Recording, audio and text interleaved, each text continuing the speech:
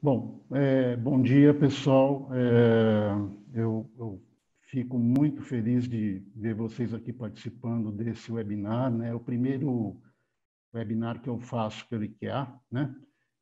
Então, realmente agradeço muito a presença de vocês, agradeço ao IKEA pela oportunidade que foi me dada para falar um pouquinho sobre análise de falhas, falar um pouquinho sobre qualidade, né?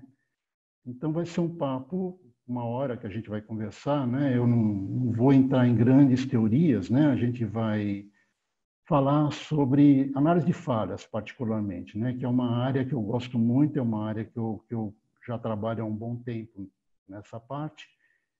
E vamos ver se vocês, né, todos vocês no final, vocês têm perguntas para fazer, né? Tá bom, pessoal? Então, vamos começar. O tema é qualidade e análise de falhas, né, componentes automotivos, né? Então, é o uso da análise de falhas para determinação de causas raiz e solução de problemas. Antes de mais nada, deixa eu ver aqui como é que faz.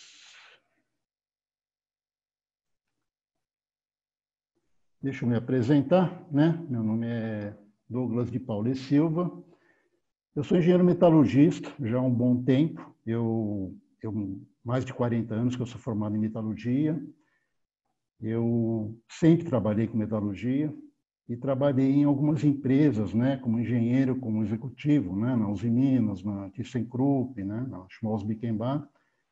Fui professor, né, dou aula ainda, dou treinamentos, né, e a minha área de especialização, particularmente, é nessa parte de análise de falhas, né, de metalurgia física, né, é onde eu tenho me dedicado a maior parte do meu tempo, nesses 40 anos, eu tenho me dedicado a essa área de análise de falhas. E é sobre isso que a gente vai falar hoje. Então, a ideia, pessoal, é a seguinte, né? Eu vou primeiro dar uma ideia onde que a análise de falhas vai se inserir na qualidade, né? Depois eu vou falar um pouquinho de metais. Todo curso que eu falo, né, que eu dou de análise de falhas, seja o que for, que envolve metais, eu gosto de, antes de entrar no assunto em si, eu explicar o que é um metal, né? A gente trabalha com metal direto, todo dia, né? A gente tem o metal participando da nossa vida, no dia inteiro, né? Mas, assim, a gente não sabe realmente o que é. Então, eu sempre gasto um tempinho ali para explicar o que é um metal, por que ele tem certas características, né? Então, a gente vai ver isso. Aí a gente vai ver como os metais falham, né? Os aspectos de alguns tipos de falha. Eu vou mostrar alguns casos reais para vocês, né? E aí a gente vai partir para as perguntas. Tá bom, pessoal? Então, a ideia é essa, nessa uma hora que a gente vai ter aí de webinar, né? A gente vai fazer isso, tá bom? Bom, vamos começar, né? Antes eu vou mostrar para vocês, pessoal, como é que se resolvem problemas, né? Qual que é a lógica que a gente usa na resolução de problemas. A maior parte dessa parte de resolução de problemas está envolvido em lógica, né? Então, a maior parte delas, né, toma como base o método científico. Como é que é o método científico, né? A gente define uma questão, uma pergunta, propõe uma hipótese, a gente coleta dados, a gente testa a hipótese e desenvolve conclusões. Então, nesse momento que a gente está vivendo agora da Covid, né, da Covid-19, esse é o método, né, base que está sendo usado no desenvolvimento dessas vacinas que a gente tem visto. Inclusive, a gente, como engenheiro, né, como técnico na área de exatas, né, a gente tem um pouco de dificuldade para entender a lógica, né, por exemplo, que é usada na área médica. A gente fala, poxa, mas por que demora tanto tempo para fazer uma vacina, um ano para fazer uma vacina? Então, quase uma centena de vacinas sendo desenvolvidas, né? E certamente, pessoal, não são iguais, né? Cada um definiu uma questão, propôs uma hipótese para aquela vacina, está coletando dados, vai testar a hipótese e é a partir daí que vai se desenvolver as conclusões. Então, essa é a lógica científica. Agora, a lógica nossa, né, aquela que a gente está mais acostumado, né, dentro da área de análise de falhas, da área de exatas, né, é uma coisa, acho que, mais simples, né, mas não deixa de ser baseada no método científico. A gente identifica o problema em alguma coisa, a gente determina a causa raiz, a gente determina uma ação corretiva, a gente valida a ação corretiva e a gente cria uma norma, né, um padrão, e fica aquele círculo, né, vamos dizer assim. Né? Esse é o padrão muito usado aonde que usa isso, pessoal? Naquele famoso, né, relatório do 8D, né? Ele segue essa lógica, né? Então, o 8D ele tem uma formação de equipes, ele descreve o problema, ele implementa ações, ele identifica a causa raiz, desenvolve ações de prevenção, né? Implementa ações de prevenção, previne reocorrência e faz aquele reconhecimento de equipe. Então, essa lógica que a gente viu agora é a lógica típica de um relatório de 8D. Né? Agora, tem outros tipos, né, que a gente usa, né, de análises lógicas. Né? Por exemplo, isso aqui é a famosa, né, o de Mike, né? Que é aquele definir, medir, analisar, melhorar, controlar. Essa aqui é a lógica, né? Que por sinal é a que eu realmente eu gosto muito dela, que é a lógica do Seis Sigma. Aquela análise dos Black Belts, análise dos Green Belts, né? Eles têm uma lógica, né? Que parte pela definição, medir, analisar, melhorar, controlar. Essa aqui é a lógica Seis Sigma, né? Só que tem empresas, pessoal, que quando tem um problema, né, tem empresas que devido, né, a pressões comerciais, culturais, políticas, caem em algumas armadilhas. Né? E quais são essas armadilhas? Né? Então, a primeira, essa aqui, não vou fazer nada. E quem sabe o problema vai embora. Tá? Muita gente faz isso. Está vendo o problema acontecendo, mas vamos ficar quieto, deixa a coisa tocar e, por tempo, isso aí some. A outra é negar que o problema existe. Né? Então, nega o problema, você não só nega o problema, como você minimiza a importância, se questiona os motivos daquele que identifica o problema, você começa a não atacar o problema, você começa a pegar e tentar pôr o problema de lado. Tudo errado, né? E tem aquele, né, essa é a mais usual, né, que é a solução de problemas da forma casual, né? Quer dizer, você dá tiro, né? Você começa a atacar o problema de tudo quanto é lado. Você não tem uma organização, você não segue uma lógica, você simplesmente começa a tentar resolver do jeito que for. Resolve, não deu certo, tenta resolver novamente. Muita gente faz isso. Eu gostaria um pouquinho de falar dessa forma lógica, pessoal, porque pouca gente conhece ela, né? Ela é mais usada na Europa, ela não é usada nos Estados Unidos, pouco usada no Brasil, que é o TRIZ. É uma outra lógica, né, de análise de problemas. O TRIZ, pessoal, ele foi criado na Rússia na década de 40, né, depois da guerra, né? E foi criada pelo Altshuler, é um russo, né? E ele trabalhava num escritório de patentes. Então, ele analisou 200 mil patentes, ele selecionou 40 mil, as que ele considerou aquelas mais efetivas. Aí ele viu que para você inventar alguma coisa, você tinha que seguir uma lógica. A evolução do sistema de engenharia não é um evento aleatório, ele tem um padrão. Nessas 40 mil patentes, ele viu que existia um padrão para fazer alguma coisa, para você inventar alguma coisa. E ele falava que é o seguinte, que a inventividade e a criatividade podem ser ensinados. Você pode aprender como inventar, como criar coisas. Ele criou um negócio, pessoal, que aqui eu não vou ter muito tempo para falar, mas é o princípio da contradição. Ele fala o seguinte, que muitas vezes a gente é barrado na execução, na resolução de um problema, porque a gente quer duas coisas que, a princípio, não poderiam existir juntas. Então, ele criou um chamado princípio da contradição para tratar da resolução de problemas. Uma das formas que esse método não é muito usado, pessoal, é que realmente ele é um método difícil, é um método de difícil aplicação, ele não é muito fácil. Tá? Então, ele criou 39 parâmetros, ele criou 40 princípios, eu já vou falar um pouquinho sobre eles, tá bom? E essa metodologia do TRIZ, pessoal,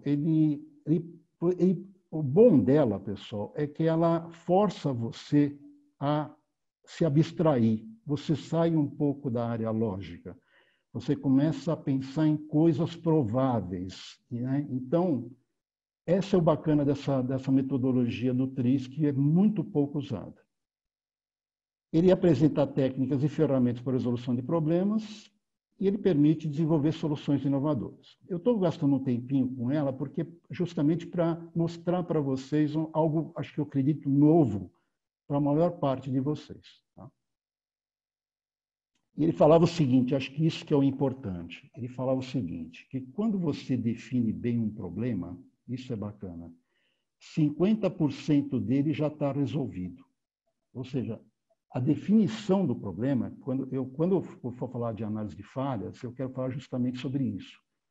Que ela vai ajudar muito na resolução porque ela já vai dar uma linha para a gente atuar. Okay? Então, 50% desse problema já está resolvido quando você consegue definir bem ele.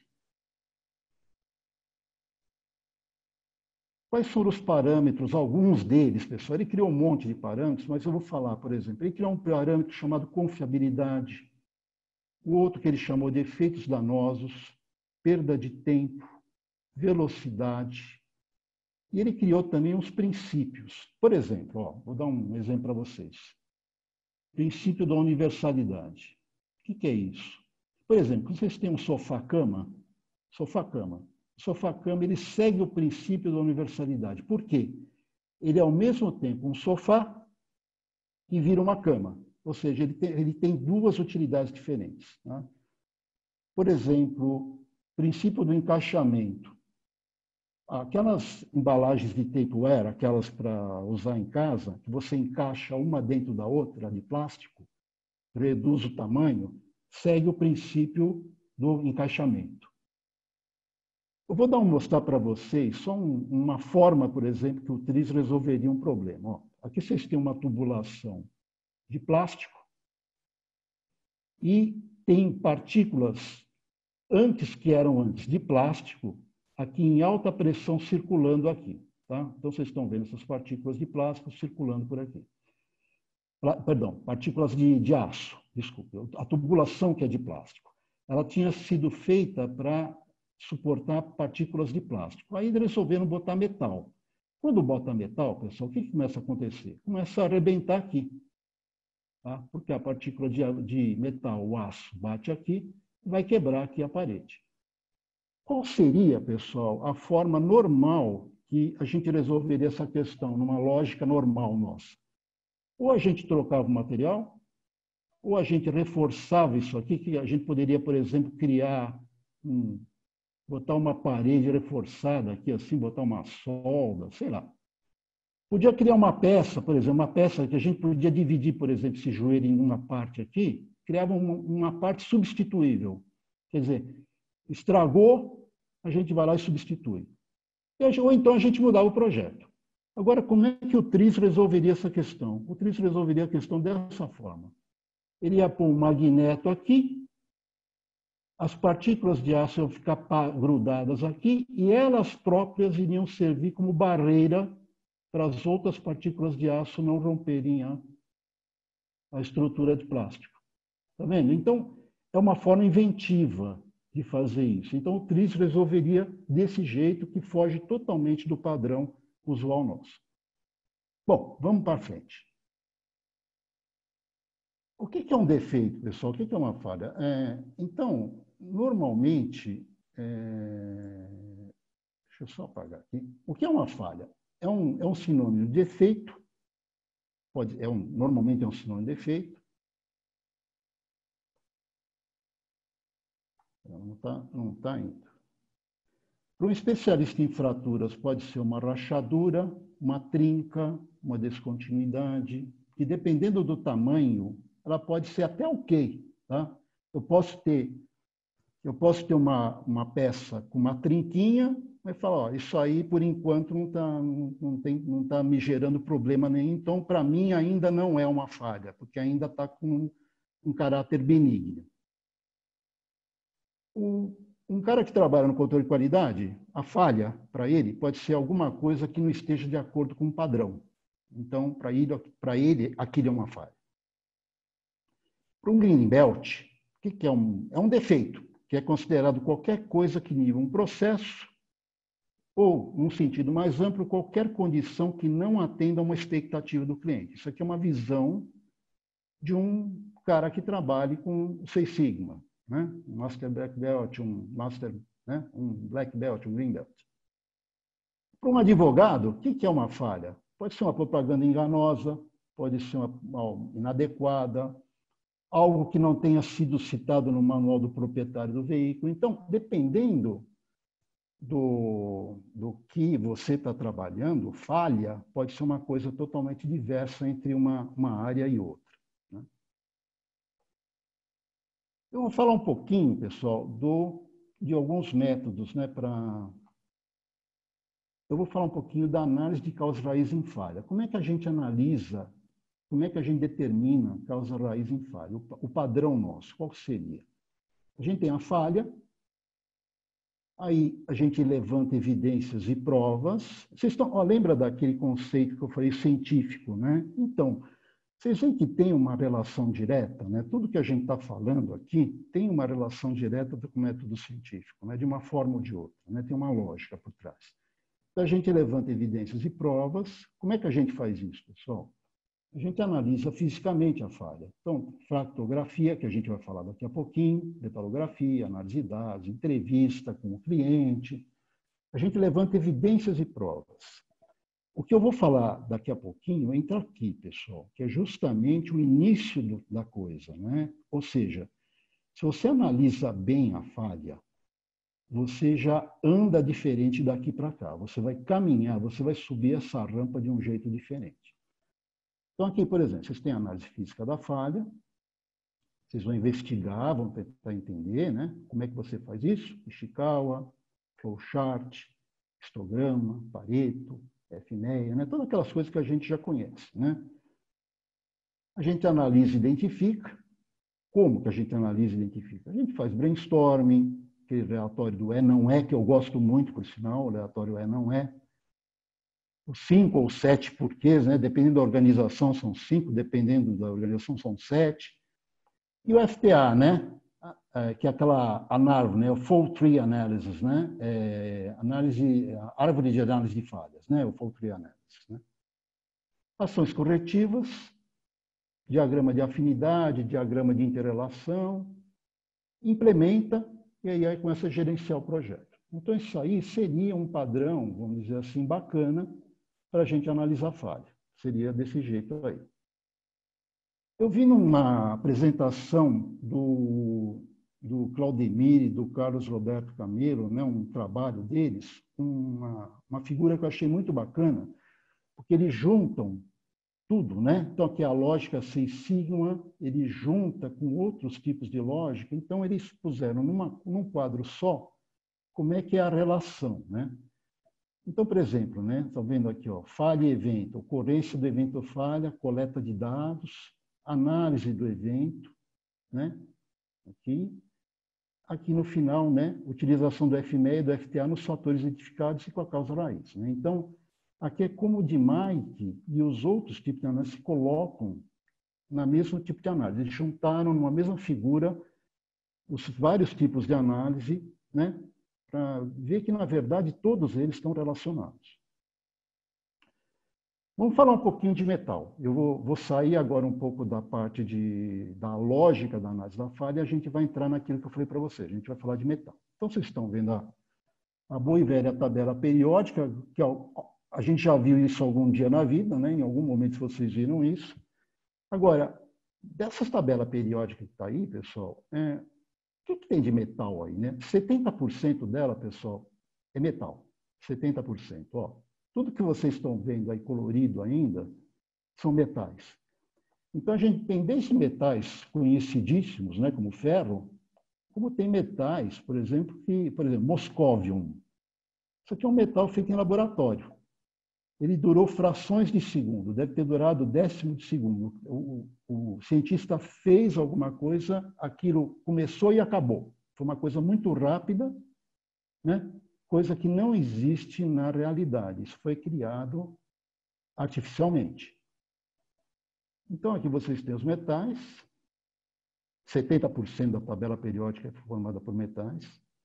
Agora, olhando uma outra tabela, o que acontece? Embora eu tenha 70% da tabela periódica formada por metais, os elementos químicos que mais existem, assim, que estão, a maior parte dos elementos químicos que aparecem na superfície terrestre são esses aqui. Por quê?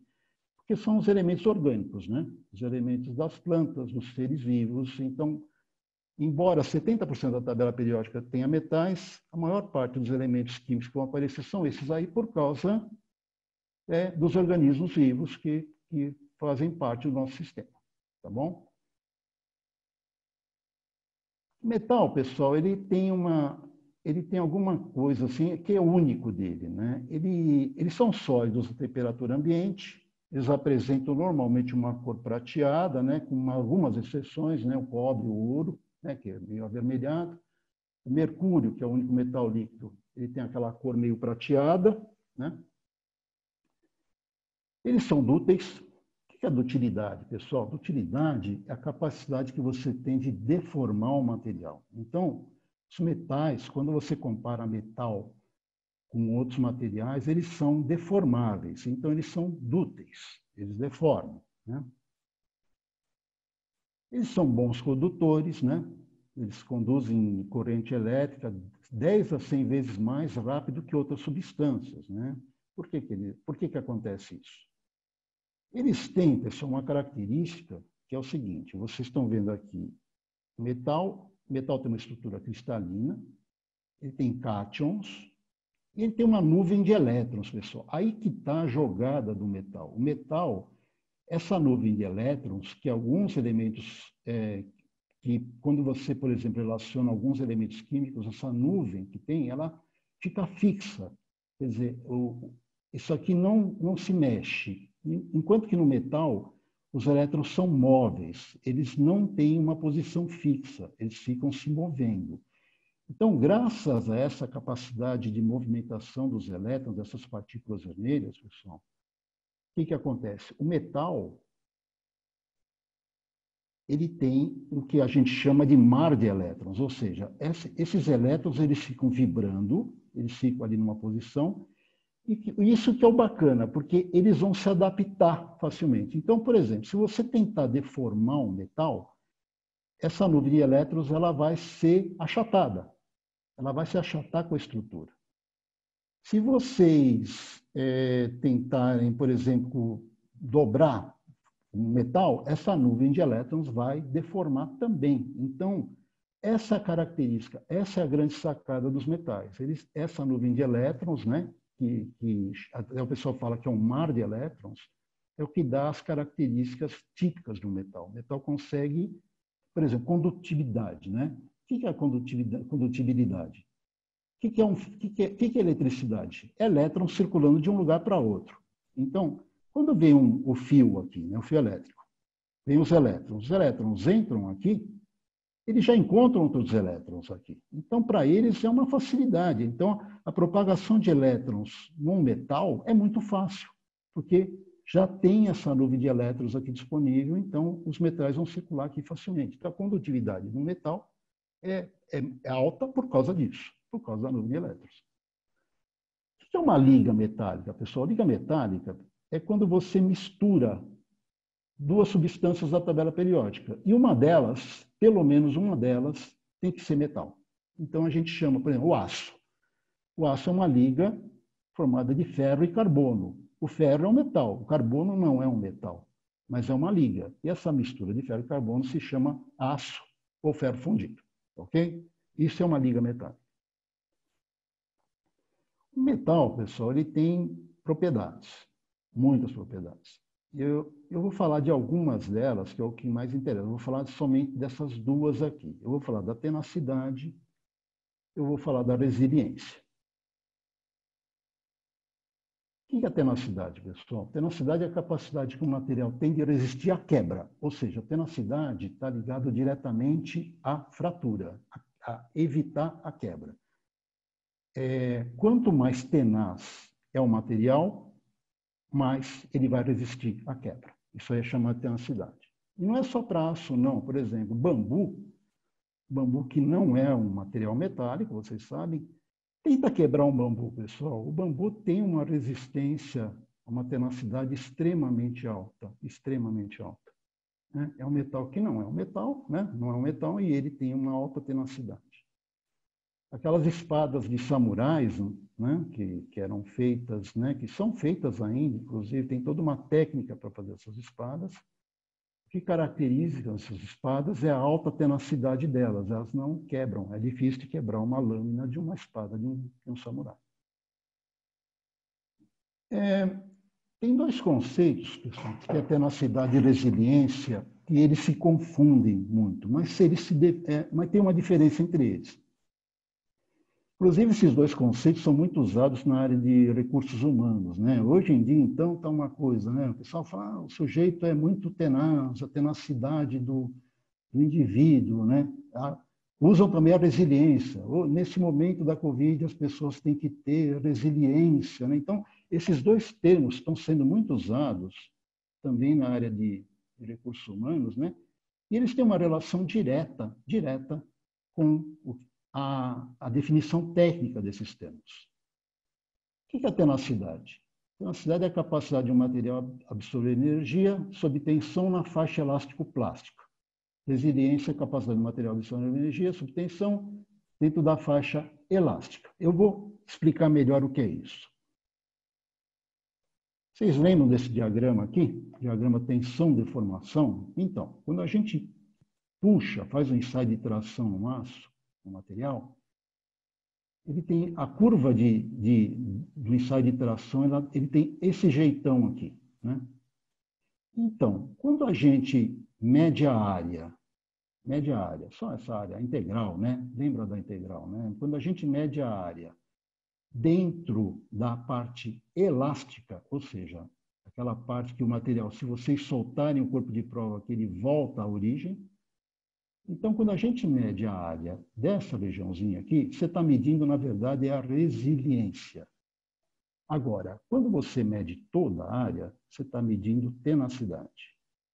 Ou seja, a tenacidade está ligada à quebra, enquanto que a resiliência está ligada à volta ao estado normal. Então, isso se aplica também para nós, né? O que é uma pessoa resiliente? Pessoa resiliente é aquela que está sofrendo um monte de problemas, está com um monte de problemas, né? Ainda mais nesse momento que a gente está agora. E quando tudo isso passar, pessoal, a pessoa vai ter a resiliência, ela vai voltar ao que era antes. Então, tem uma relação direta a isso que eu falei. Agora, o que é uma pessoa tenaz? Pessoa tenaz é aquela pessoa que você vai ser duro de quebrar. Você é aquela pessoa que, com tanto problema que ela está sofrendo, mesmo assim, ela vai em frente e não vai quebrar. Ela vai aguentar o tranco, ela vai aguentar tudo que está acontecendo com ela. Então, vocês veem que tem uma relação direta entre o que se fala, por exemplo, para a pessoa e o que se fala, por exemplo, na parte técnica. Vocês vão ter uma mola resiliente, enquanto que vocês vão ter uma estrutura de um carro tenaz. Então, a mola, que é um componente que está ligado à parte elástica, enquanto que a tenacidade é um componente que está ligado a todo o campo aqui, né? O elástico plástico. Resiliência, deformação elástica, tenacidade, os outros isómeros, né? Os ácidos paramolas são resilientes, enquanto que os ácidos estruturais devem ser tenazes. Tá bom? Vamos para frente. Aqui eu estou mostrando, pessoal, um gráfico que compara a tenacidade, com resistência. Aqui vocês estão vendo a tenacidade. Quanto maior o número, mais tenaz. Quanto maior o número aqui, mais resistente, né? Então, por exemplo, vamos pegar o vidro. Olha o vidro aqui, né? Vidro. O vidro ele tem uma resistência alta, só que ele é pouco tenaz. Ele quebra fácil, ok?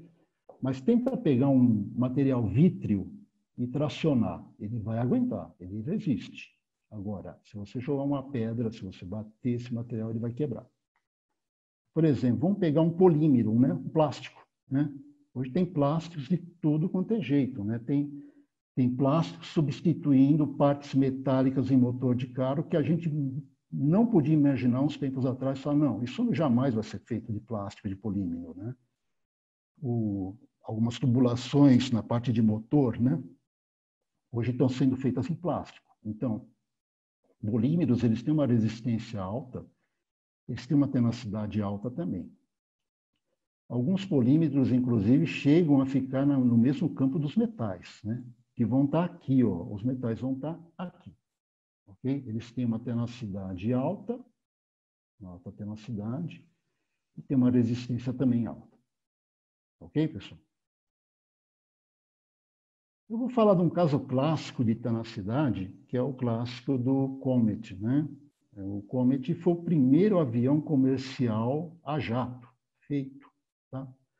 Era um avião inglês, né? A Boeing, essa empresa que vocês estão vendo aqui, é a antiga British Airways. Então, esse avião foi o primeiro avião a jato feito para viagens, né? Para viagem, um avião comercial, né? E esse avião, pessoal, começou a cair muito, começou a ter muito problema. Por que começou a ter muito problema, pessoal? A estrutura, esses aviões a jato, eles começaram a voar em altas altitudes, né? Um avião motor normal, né? Um avião que não era jato, ele voa em baixa altitude. Os aviões a jato têm que voar em altitudes altas, né? 11 mil metros, né? Padrão, né? Por causa da densidade do ar, né? Para economia de combustível. Os aviões a jato têm que voar alto por causa da economia de combustível, particularmente. Eles voam mais rápido e economizam combustível. O que acontece? Essa estrutura que vocês estão vendo aqui, ela veio herdada daqueles aviões a hélice, né? Aqueles aviões que não eram a jato. E quando é avião a jato, tem um problema que você tem que pressurizar a cabine, você tem que pressurizar o avião. Então, essa estrutura, pessoal, ele ficava com tensões, ela era pressurizada, despressurizada, pressurizada, despressurizada. E começaram a cair aviões, pessoal. O Comet começou a cair porque dava problema de fadiga. O material, a janela, e onde começava o problema no Comet, pessoal? O problema começava no canto vivo, que não era tão vivo assim, mas era para um avião era um canto vivo, começava no canto das janelas do avião. Começava aqui. E o que acontece com o canto vivo? O canto vivo, ele amplifica as tensões. Então, estou dando um exemplo aqui. Ó. Vocês estão vendo aqui, é um gráfico de tensões. Então, a tensão na estrutura, 61 megapascal, a tensão aqui na estrutura. Na medida que vai se aproximando do canto da janela, olha para quanto vai essa tensão que estava na estrutura. Ela pula de 61 para 290, ela multiplica por 5. Então, começava a quebrar aqui. Né? Caiu muito avião Comet.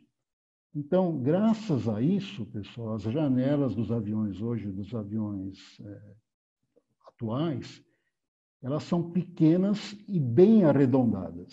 Elas são assim, elas são mais pulando para algo arredondado do que algo que não seja arredondado. Por causa justamente disso, para evitar que tenha trinca de fadiga a partir aqui desse ponto aqui. Okay? Bom, esse avião, quando descobriram isso, né, mudaram a janela do avião, mas aí o avião já estava totalmente fadado a ser retirado e foi tirado de linha por causa disso. Eu vou falar um pouco de fratura, pessoal. Fractografia é o estudo das fraturas com base na sua morfologia, a fim de determinar as causas e os mecanismos básicos que levaram o componente à fratura. Ou seja, quando você tem uma fratura, uma coisa que quebrou, você consegue, a partir da análise da fratura, você consegue determinar muita coisa. Você olhando para a fratura conta a história do que aconteceu para você. Ela conta a história do evento para você. Da fractografia, pessoal, a análise da fratura sempre deve ser a primeira análise a ser feita em um componente rompido. Eu estou falando isso, pessoal, porque manter a fratura sem corte, manter a fratura do jeito que aconteceu, é o componente principal para a gente fazer uma análise de falha bem feita, a fratura. Aí as outras análises que vão vir, metalografia, microscopia eletrônica de varredura, que o pessoal gosta de usar muito, né? O MEV, né? Aquele equipamento lá, caro para burro, que você consegue ver detalhes, né? Mas a maior parte das análises, pessoal, é visual. Você consegue, através do olho, no olho, você consegue já tirar muita coisa de uma análise de falha. No processo de fratura, você olhando a fratura, você já consegue determinar muita coisa. Então, tudo que vai vir depois, que é metalografia, análise química, isso é complementar à fractografia. A fractografia é a base de uma análise bem feita de um processo de fratura. Pode ser que vocês perguntem, falem, será que plástico, por exemplo, é assim? Será que plástico também tem um jeito de quebrar? Tem. Um plástico também tem um jeito de quebrar. Tem uma análise fractográfica que você faz em polímeros, que você consegue determinar também muita coisa. Será que o material vítreo tem também uma análise de fratura em material vítreo? Tem também. Tá bom? Não é o caso que a gente vai falar aqui, mas todos os materiais eles quebram de um jeito que vocês precisam olhar a fratura para determinar o que está acontecendo.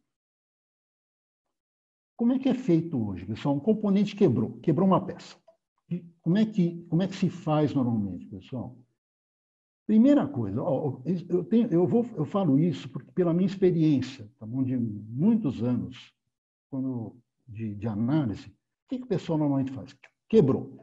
Primeira coisa que o cara faz é cortar a amostra para análise. Então, ele vai lá na fratura, normalmente ele vai lá na fratura, ele corta, né? Ele corta ali a fratura para analisar. Aí ele faz análise química e mede a dureza. Aí, depois disso, ele fala que, normalmente, pessoal, sempre dá que o material está ok. Tá? Olha, 95% dessas análises vai dizer que não tem problema nenhum. Ok? Aí ele faz a análise metalográfica para concluir que está tudo bem, continua tudo bem, conclui que a estrutura está ok, está tudo ok, o problema não é com a peça. Então, quer dizer, é tipo daquela análise, pessoal, que não conclui nada. Tá bom? Por quê? Porque ele não fez a análise inicial que deveria ter sido feita, que é a análise da fratura. Outras análises devem ser feitas. Por quê? Lógico, não concluiu nada, então ele tem que fazer vai ter que fazer outras coisas, porque não conseguiu concluir nada. O que deveria ter sido feito, pessoal? O que deveria ser feito?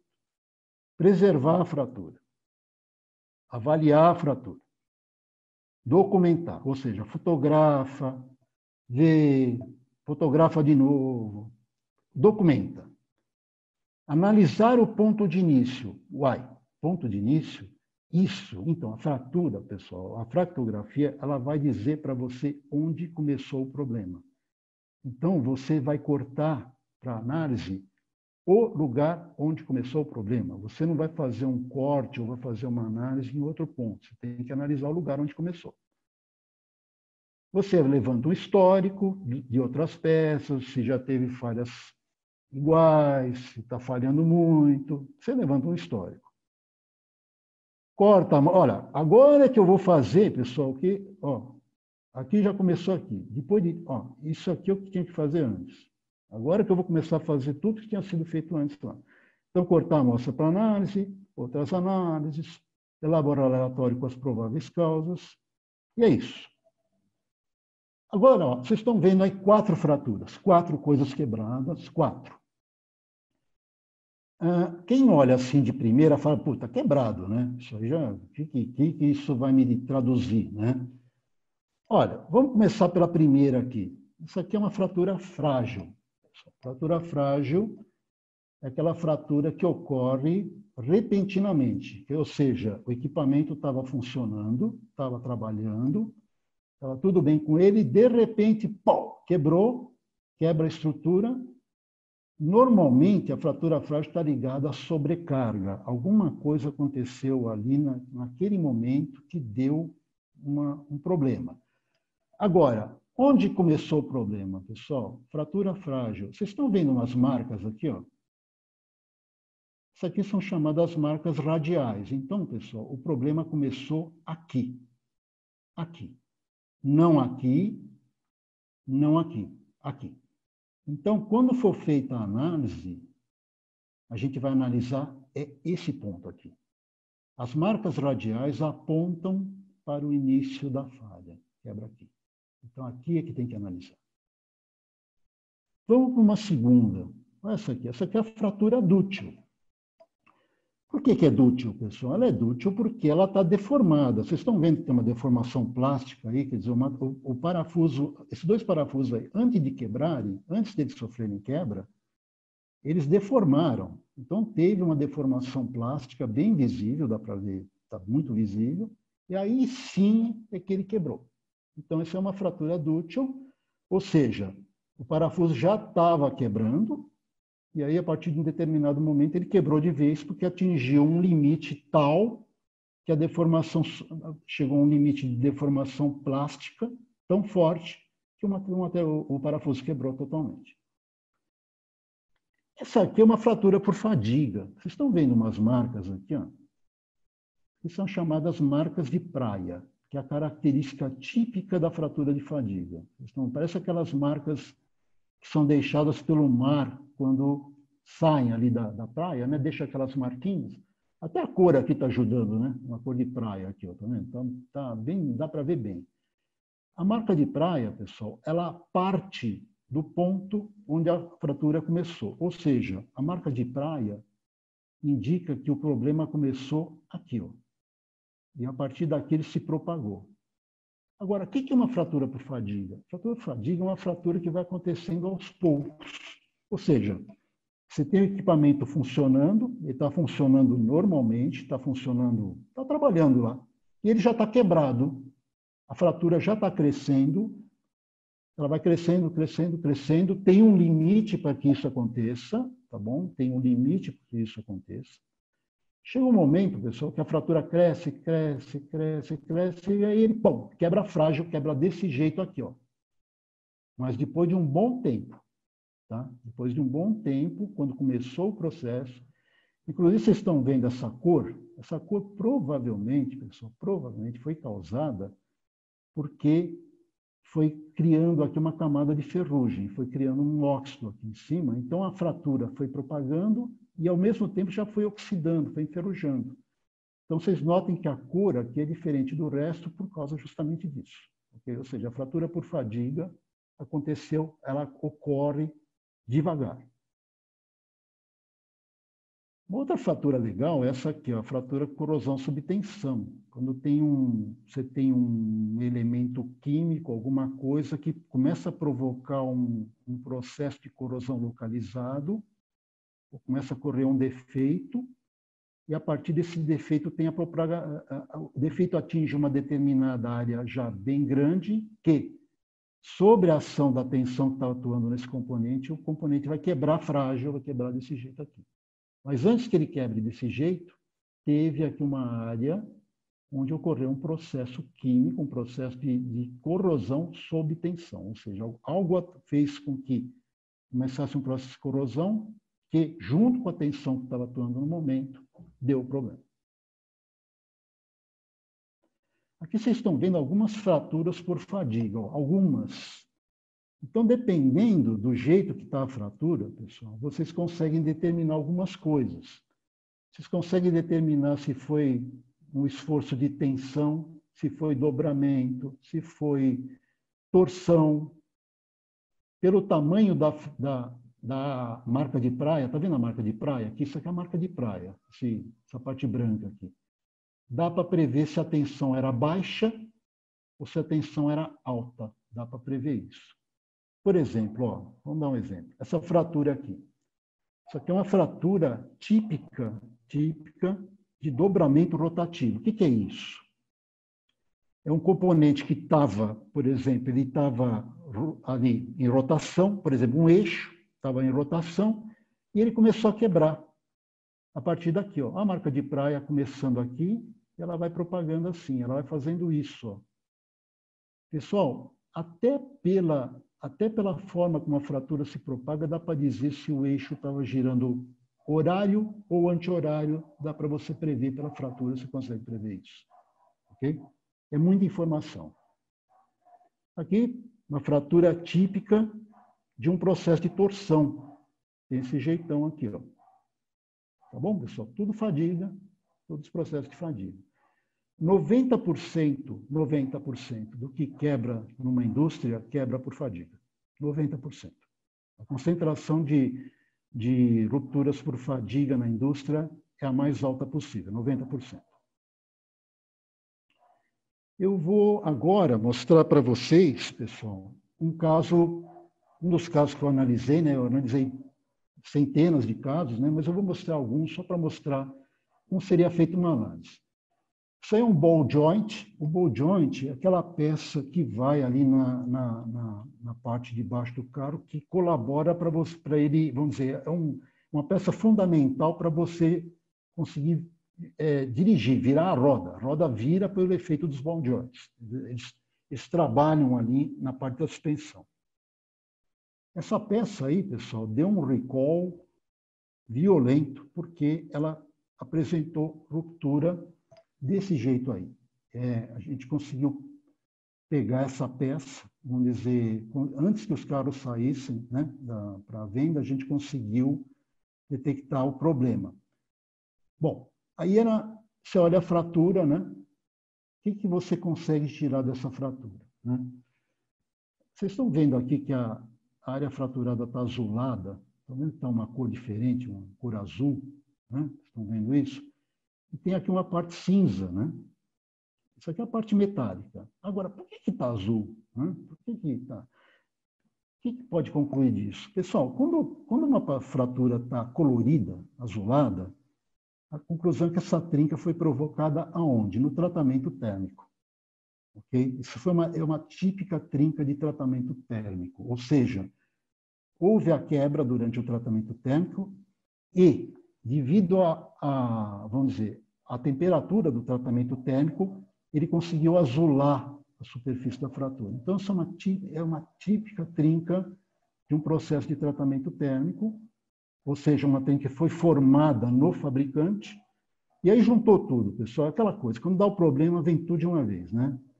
Essa trinca foi provocada no tratamento térmico, numa têmpera por indução, fratura azulada, vocês estão vendo aí o azul, né?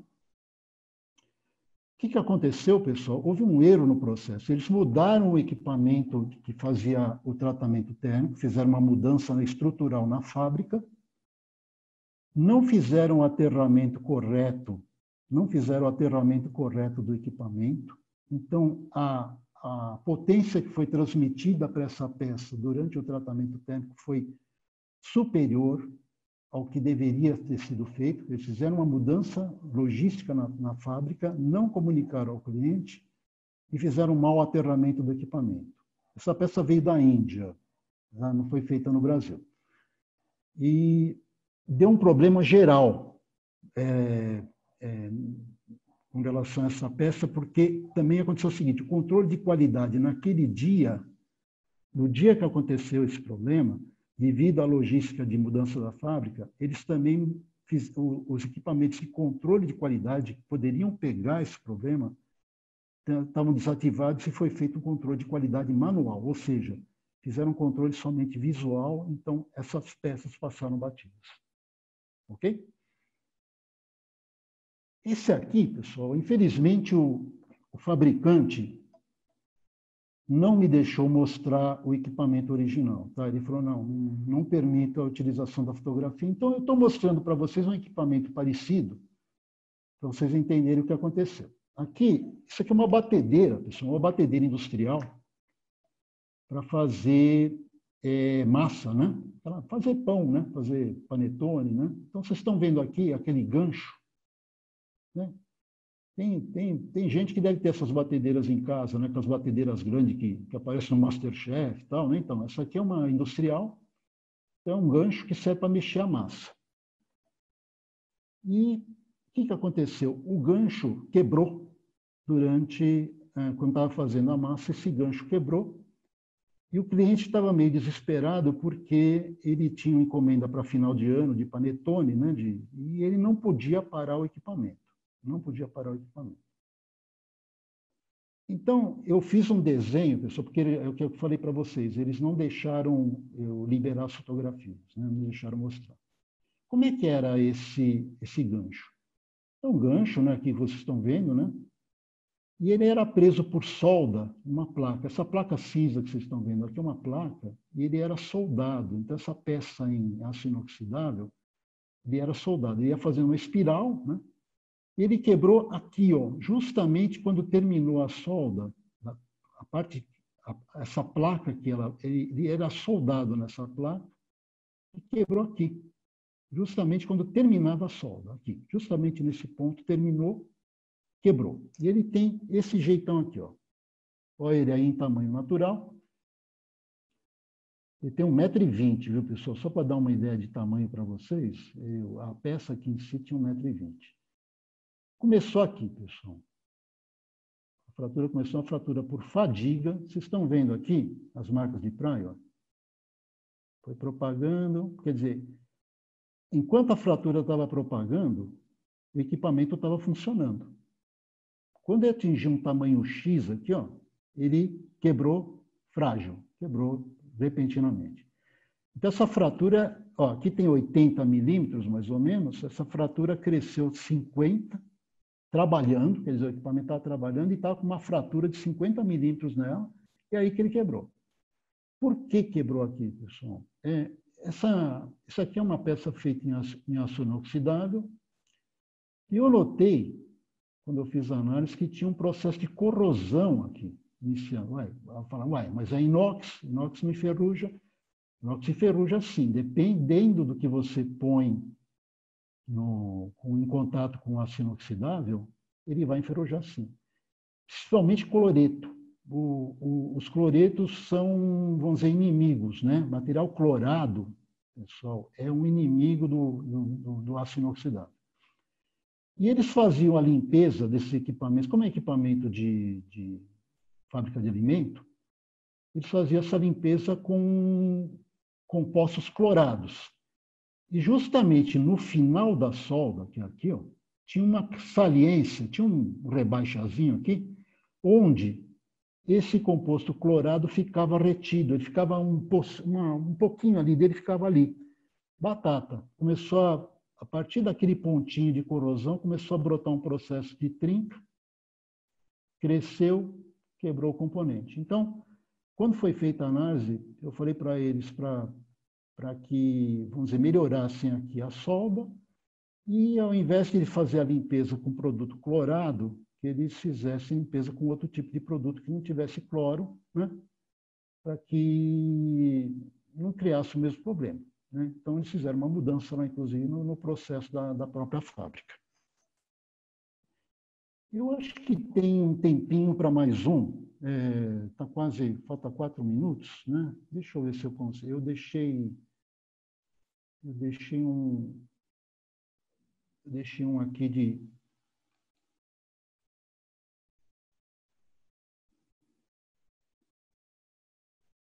Deixa esse aqui Vamos lá. Isso aqui vocês estão vendo é uma braçadeira. Aquelas braçadeiras que são colocadas vamos dizer, para fixação daquela mangueira de radiadores, né? Uma braçadeira. Essa braçadeira, sem utilização, ela começou a quebrar, trincar desse jeito, sem usar. Quando ia colocar a braçadeira para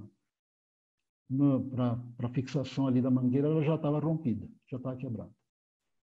Isso aqui é um caso típico, pessoal. Eu usei muito, quando eu falei do TRIZ, daquele método de análise russo, eu usei muita coisa do TRIZ nessa análise que eu fiz aqui para tentar determinar qual foi o problema, né?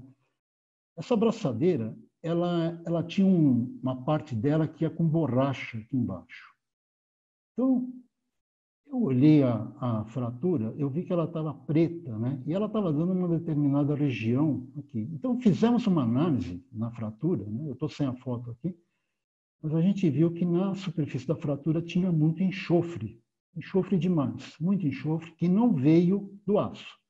Certamente não veio do aço. E o que aconteceu, pessoal? De onde estava vindo esse enxofre? Esse enxofre, pessoal, estava vindo da borracha. A borracha estava mal curada, ela tinha enxofre, vamos dizer, sem combinação, enxofre puro.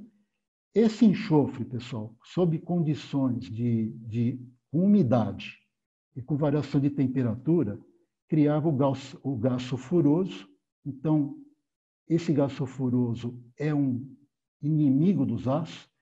E por que dava nessa região? Provavelmente essa região era a região mais deformada dessa peça. Essa peça foi conformada a frio, ou seja, ela estava deformada, com alta deformação.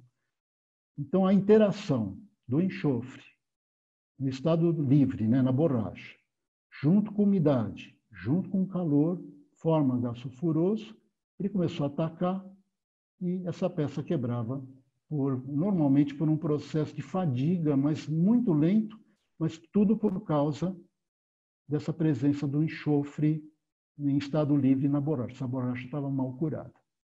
Então, o que foi feito?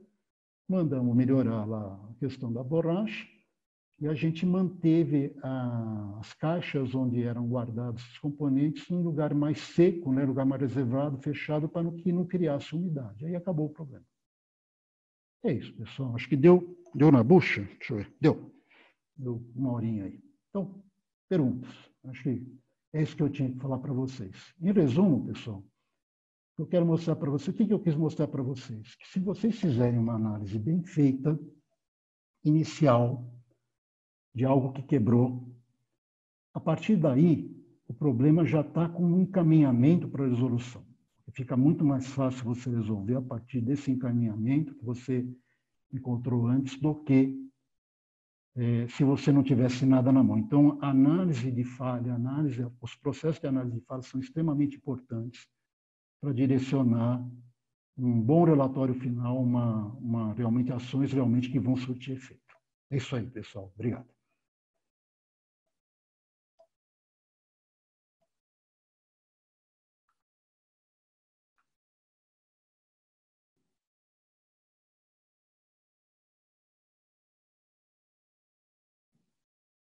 Alô? Deixa eu ver. Por enquanto, aqui no chat não tem nenhuma pergunta. Ah, que bom. Se alguém sentir à vontade, pode ativar o microfone.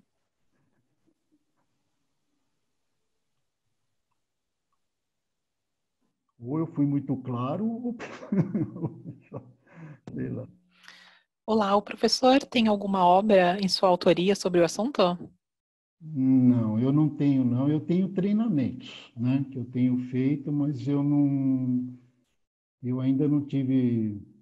Diz que tem umas coisas que você tem que fazer antes de morrer, né, aquele papo, né? Você tem que plantar uma árvore, você tem que ter um filho, tem que escrever um livro. Eu não escrevi livro ainda, não. Gostaria muito, quem sabe, né? Um dia eu faço, mas eu só tenho treinamentos sobre isso.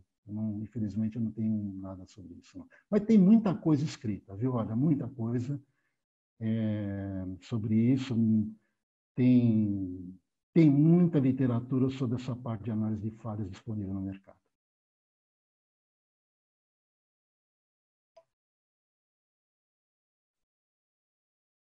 Não tem pergunta? Não, pessoal. Opa. Desculpa.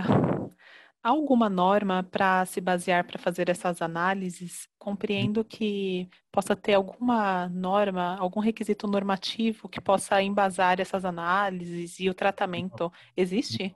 Não, não tem. Existe norma para tudo que você possa imaginar. Existe norma para... Normalmente, o que acontece? Essas análises vão propiciar o aparecimento de normas por causa que você encontra coisas que podem afetar o produto. Eu vou te dar um exemplo. Por exemplo, quando você compra um aço, ele vem com uma tolerância nos elementos químicos, né? Ele vem, por exemplo, carbono. Pode ter carbono de 0,3 a 0,35. Manganês, você pode ter de 0,6 a 0,9. Então, é uma tolerância. Só que acontece o seguinte, às vezes, isso aconteceu, inclusive foi um dos meus trabalhos para conseguir o Black Belt. Eu usei esse exemplo. A gente pegou um material que ele estava na tolerância máxima de todos os elementos principais do material. Foi um lote que veio para nós, tudo na tolerância máxima, veio tudo lá em cima. Aí você pega e olha a norma e fala, tolerância, bacana, né? Tá tudo igual, tá tudo certo, né? Só que o problema é o seguinte, foi um caso único em que, pelo fato das tolerâncias estarem muito altas em todos os elementos químicos, isso deu um problema no tratamento térmico grande. Você começou a fazer um tratamento térmico esperando um comportamento do material de uma forma, o material estava se comportando de outra completamente diferente por causa dessas tolerâncias altas. Então, a partir desse achado, vamos dizer, dessa questão, né, foi feita uma norma interna, um procedimento em que se limitou, essas tolerâncias foram limitadas para compra, por causa justamente desse problema que foi encontrado. Ou seja, se você fizesse análise química no material, está tudo bem, não tinha problema nenhum. Só que a somatória dessas tolerâncias altas deu um problema muito sério no tratamento térmico. Okay?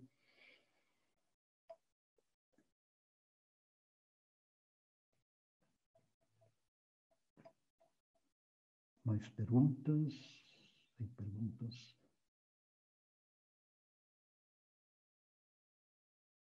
Acho que não tem mais, né, Renata? Não sei, o pessoal está quietinho. Tem uma aqui. Se o senhor tem alguma recomendação de literatura para aprofundar mais na questão de análises? Tenho. Assim, tem uns livros em português, tá? Tem uns livros feitos pelo pessoal da Petrobras, tem muitos engenheiros. A Petrobras, vocês nem podem imaginar o que tem de problemas iguais a esse, né? Porque aquelas plataformas, o petróleo em si, que é um componente que gera muito gás, muita coisa. Tem muita coisa que vem da Petrobras nessa parte de análise de falhas. Então, eu acho assim, se botar no Google, né, análise de falhas, Petrobras, tem engenheiros da Petrobras que escrevem livros que são muito legais porque eles tratam de assuntos reais, são causas reais. Eles pegam coisas que aconteceram e fazem análise. Isso é em português, né?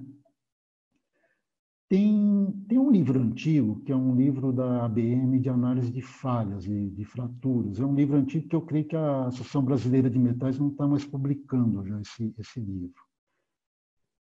O que mais? E tem a Bíblia, né? A Bíblia da parte de fraturas, que é o Metals Handbook, né? Metals Handbook é uma coleção de livros de metalurgia, né? E eles têm um volume específico, parece uma Bíblia mesmo, ele é grosso, ele é grande, é um livro sobre fractografia, um livro sobre análise de falhas. Então, ele é específico sobre isso, né? Mas está em inglês, né? A gente consegue pegar esse livro, baixar, mas não é barato, ok? Mas você consegue baixar esse livro ou comprar ele impresso, né? São as referências, acho que, mais básicas que a gente tem para isso. Tem mais uma pergunta aqui do João Valentim. Ele pergunta se tem algum estudo sobre a fratura frágil dos cubos de rodas traseiras dos veículos da família Fiat Palio, com proeminência no Fiat Estilo. Nossa! Bom, eu nunca trabalhei na Fiat, vamos dizer assim, né? E eu não conheço, porque normalmente essas análises são internas, né? São mantidas em sigilo, não são liberadas, né? Então, certamente fizeram, pessoal. Se deu um problema somente se envolveu vida, né? Se teve gente que ficou machucada, que morreu, que gerou recall, certamente isso passou por uma análise interna. Esse relatório deve ser interno, é mantido em sigilo total, não é liberado. Tá? Eu tive uma vez, só para dar um exemplo, um caso semelhante, eu participei da análise de um problema. Quem for mais velho, aí, que nem eu, aí deve lembrar, na década de 80, 80 e pouco, teve um incêndio monstruoso na Vila Socó, que fica ali perto da Cosipa, em Cubatão. E morreram centenas de pessoas. Por quê? Porque teve um duto da Petrobras que tinha gasolina. Esse duto começou a vazar gasolina. Ele abriu, começou a cair gasolina. E aí aquela coisa, né? Juntar pobreza com necessidade, né? E o que o pessoal começou a fazer? Começou a armazenar gasolina dentro da casa. Começaram a catar aquela gasolina com latas. Então ficou uma atmosfera com aquele gás de petróleo muito forte. A favela ali era numa zona meio alagada. Então, primeiro foguinho que deu ali, pegou fogo em tudo, pessoal. Foi uma coisa absurda. Bom, onde eu chego nisso? Passou alguns meses, eu recebi uma chamada da promotoria de Cubatão que queria que eu desse uma olhada no relatório da Petrobras, né? Que era um relatório sigiloso que estava com os advogados, né? Eles só queriam saber se o relatório, no meu ponto de vista, estava bom ou não. E o relatório estava muito bem feito, estava muito bem feito. Então, foi uma ajuda que eu dei lá para a promotoria lá de Cubatão, mas foi uma coisa muito sigilosa, não foi liberado isso para ninguém.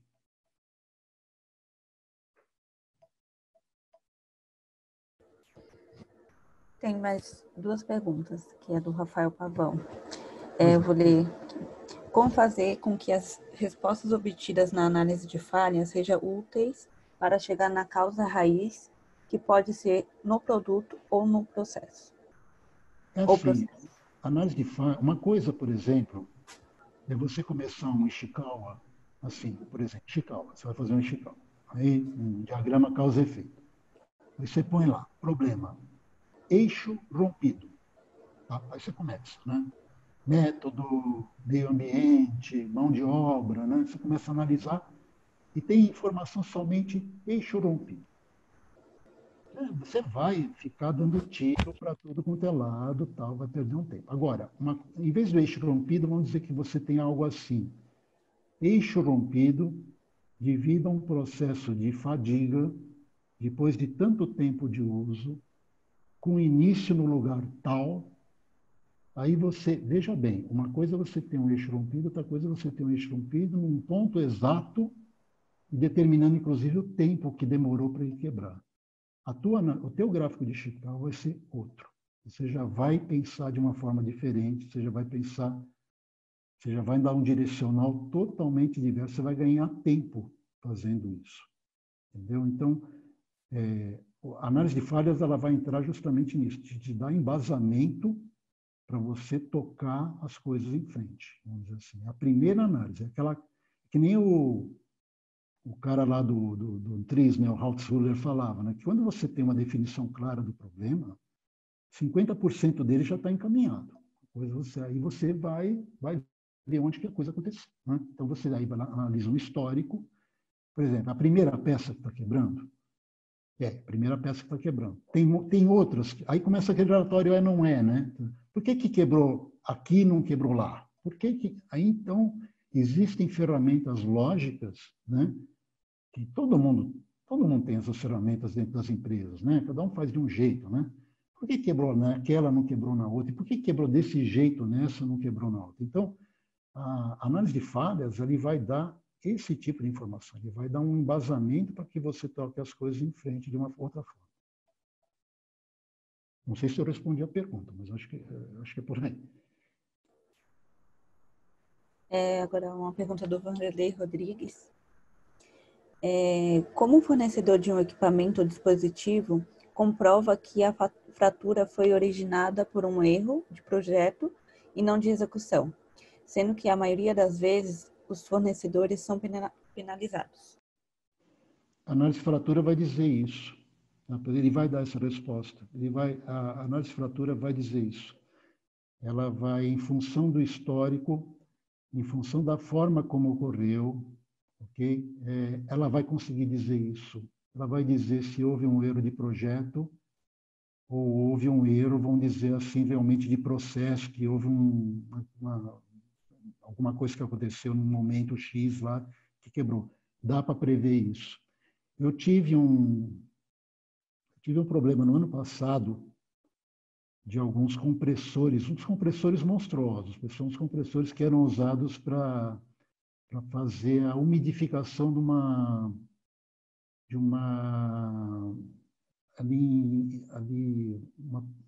umas flores ali na região de Campinas. Então, vocês imaginam 3 compressores muito grandes trabalhando numa área onde tem um monte de orquídeas, equivalente a 6 campos de futebol. Vocês imaginam o tamanho do negócio. Então, eram 3 compressores bem grandes que tinham sido comprados recentemente e, de repente, começaram a quebrar alguns eixos, começaram a quebrar algumas peças desses compressores. Os 3. Quando você vê 3 equipamentos comprados ao mesmo tempo, começando a quebrar do mesmo jeito, a fratura vai poder dizer isso, pessoal, mas quebrando do mesmo jeito, a gente começa a desconfiar que houve um problema de design, que houve um problema de projeto. Batata, era um problema de projeto. Foram 3 compressores comprados nos Estados Unidos, não foram feitos no Brasil. Foram vendidos a um preço muito bom, por isso que, inclusive, a pessoa que comprou justamente por esse descontão que deram para eles, e veio para cá. E estava com erro de projeto assim, bem claro, né? Começava a quebrar, os 3 quebraram praticamente ao mesmo tempo. Aí houve uma reforma desses equipamentos, os equipamentos estão funcionando normalmente, não tem problema nenhum, mas a gente conseguiu determinar qual que era o erro de projeto, e esse processo desses 3 compressores está correndo na justiça, ok? Está correndo na justiça justamente pelo problema que eu falei para vocês.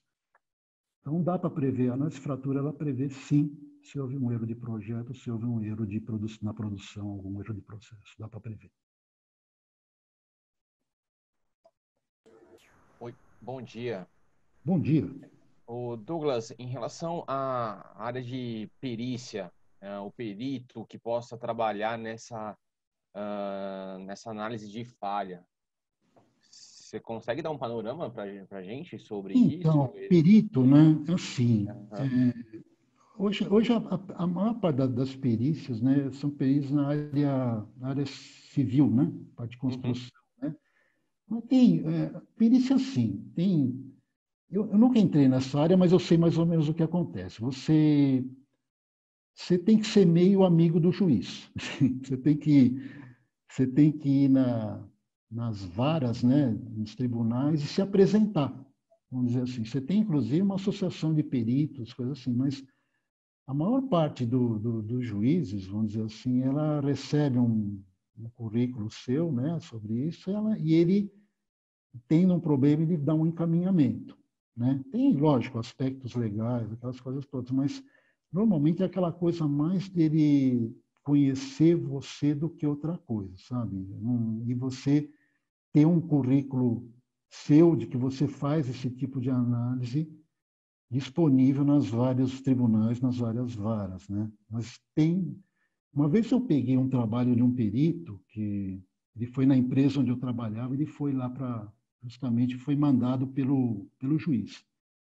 Olha, não é por nada, ele não sabia absolutamente nada do que ele estava tratando. Ele era um engenheiro, ele não era da área dele, mas ele foi mandado lá para fazer uma análise que não era do campo dele, mas ele foi mandado, né? Eu até, inclusive, como era ele que ia dar o parecer final, né, eu na verdade, fiquei palpitando. Né? Falei, olha, vê isso aqui, vê isso aqui. Então, funciona assim, pelo que eu sei. Você tem que ter um conhecimento dentro dos tribunais, dentro dos juízes. Não sei, respondi sua pergunta? Não, creio, sim, respondeu, agradeço. Ok, obrigado. Qual é o seu nome? Danilo. Oi, então, falou, Ido, obrigado.